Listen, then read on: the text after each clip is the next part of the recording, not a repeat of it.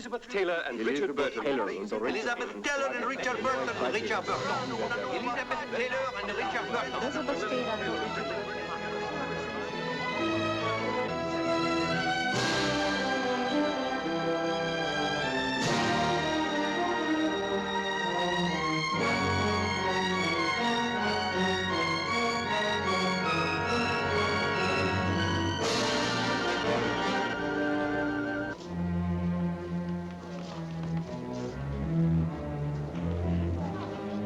I think he may have a gun.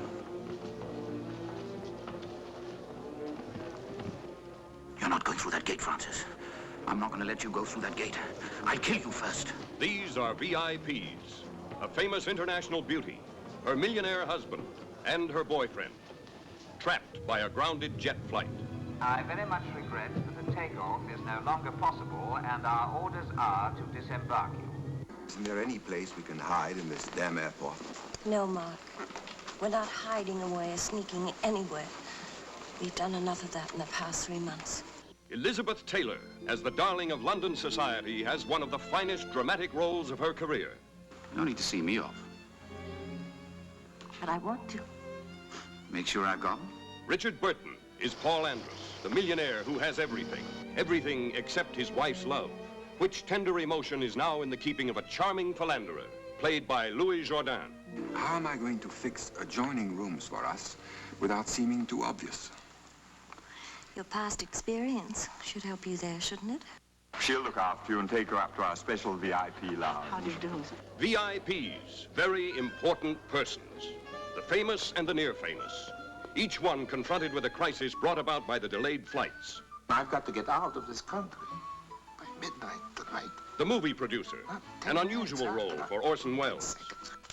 Midnight, or I lose $1 million.